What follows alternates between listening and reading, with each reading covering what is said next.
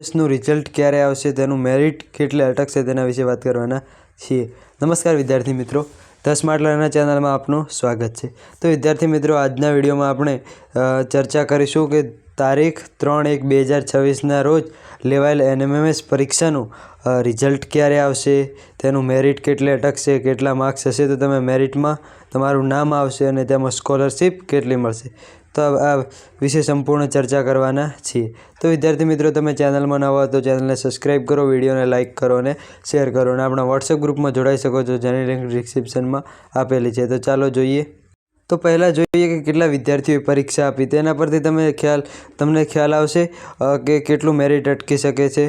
તો તે પહેલાં જોઈએ કે કેટલા વિદ્યાર્થીઓએ પરીક્ષા આપી. તો કુલ 2.18 લાખ વિદ્યાર્થીઓએ પહેલાં તો ફોર્મ ભર્યા હતા NMMSના, અને તેમાંથી 2.07 લાખ પરીક્ષા આપવા હાજર રહ્યા હતા. 2.18 લાખ વિદ્યાર્થીઓ ફોર્મ ભર્યા હતા અને તેમાંથી 2.07 લાખ વિદ્યાર્થીઓ એ પરીક્ષા આપવા હાજર રહ્યા હતા. એટલે પરીક્ષામાં 94.91% હાજરી નોંધાઈ હતી અને તેમાં કેટલાક બાકીના ગેરહાજર રહ્યા હતા. તો આટલા ફોર્મ ભરાયા હતા, તે પરથી તો આપણને ખ્યાલ આવશે કે કેટલે મેરિટ અટકશે. બીજું છે કે પેપર કેવું હતું, ભારે કે સહેલું. જો પેપર ભારે છે તો મેરિટ ઊંચું જશે, મેરિટ નીચું આવશે, અને જો પેપર સહેલું હશે તો મેરિટ ઊંચું હશે. તો તેના પરથી આપણે નક્કી કરી શકીએ. તો પેપર કેવું રહ્યું, તો નિર્ધારિત પેપર સ્ટાઇલ મુજબનું પ્રશ્નપત્ર પૂછાયું હતું, જેમાં પરીક્ષાનો પ્રશ્નો ખાસ અઘરા લાગ્યા ન હતા. પરીક્ષામાં પૂછાયેલા તમામ પ્રકારના પ્રશ્નો અપેક્ષા મુજબ સરળ પૂછવામાં આવ્યા હતા, એટલે પેપર સહેલું હતું. હા વિદ્યાર્થી મિત્રો, પેપર પહેલું તો હાર્ડ હતું જ નહીં અને ખૂબ જ સહેલું નહોતું, પણ સહેલું હતું, મધ્યમ વર્ગનું કહી શકાય. તો આના પરથી ખ્યાલ આવે કે આપણે કેટલું મેરિટ અટકશે. તો હવે ચાલો તે ઉપર જઈએ. તો વિદ્યાર્થી મિત્રો, જોઈએ કે મેરિટ કેટલે અટકશે. તો મેરિટનું એવું છે કે તે OBC, ST, SC, WS વગેરે જાતિઓ પ્રમાણે અલગ અલગ મેરિટ હોય અને તે જિલ્લા મુજબ ફાળવણી કરવામાં આવે. દરેક જિલ્લામાં અલગ અલગ હોય છે મેરિટનું. તો તે જોઈએ. ગયા વર્ષના પરિણામ બાબતે આપણે ચર્ચા કરીએ, તે પરથી થોડો ખ્યાલ આવશે. તો ચાલો જોઈએ. તો કે ટકાવારી અને માર્ક્સ.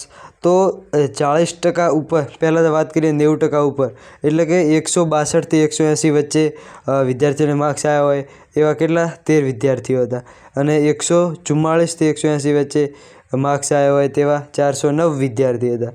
126 થી 180 વચ્ચે માર્ક્સ આવ્યા હોય તેવા 2904 વિદ્યાર્થીઓ હતા, અને 108 થી અને 180 વચ્ચે માર્ક્સ આવ્યા તેવા 12076 વિદ્યાર્થી હતા, અને 90 થી 180 33018 વિદ્યાર્થીઓ હતા, અને 72 ઉપર માર્ક્સ આવ્યા હોય તેવા 99573 વિદ્યાર્થીઓ હતા. એમ ક્વોલિફાઈડ થયેલા વિદ્યાર્થીઓ કેટલા હતા, 5097 વિદ્યાર્થીઓ હતા, જે મેરિટમાં સમાવેશ છે, તેમનો મેરિટમાં સમાવેશ થયો હતો. અને વિદ્યાર્થીઓ ફોર્મ તો તેટલા લાખ ઉપર ભરાય છે, પરંતુ તેમાંથી ક્વોલિફાઈડ થાય, પાસ થાય છે, અને તેમાંથી મેરિટમાં ફક્ત 5097 વિદ્યાર્થીઓ જ આવ્યા હતા. ગઈ સાલ જોઈએ તો ગઈ સાલ NMMSનું રિઝલ્ટ હતું એ દરેક જિલ્લાનું એવરેજ ગણીએ તો કેટલું હતું, 120 જેવું હતું એવરેજ. તો આ સાલ સંભાવ્ય છે કે આ સાલ મેરિટ કેટલે અટકશે, તો 125 આસપાસ અટકશે. આ જનરલ છે, ST ને SC વિશે નથી, જનરલ માટે છે, બધા માટે. 125 માર્ક્સ હશે તો તમે મેરિટમાં આવવાની શક્યતા ધરાવો છો, અને જે 125 ઉપર માર્ક્સ હશે તે મેરિટમાં 90% આવી જશે. આ જિલ્લા વાઇઝ અલગ અલગ હોઈ શકે છે. તો ચાલો જોઈએ હવે તારીખ કઈ છે, રિઝલ્ટ ક્યારે આવશે. તો રિઝલ્ટ જાન્યુઆરી મહિનાના અંતમાં આવી જશે.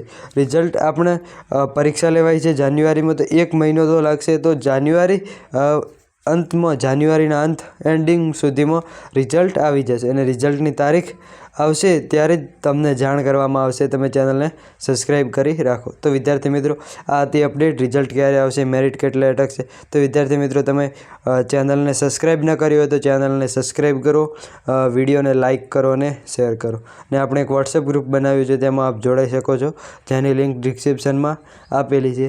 જે વોટ્સએપ ગ્રુપમાં તમને દરેક વિડીયોની લિંક મૂકવામાં આવે છે, જેથી તમને ખબર પડશે કે બોર્ડનું NMMSનું રિઝલ્ટ ક્યારે આવશે. તો અત્યારે ચેનલને સબસ્ક્રાઈબ કરો. Thank you.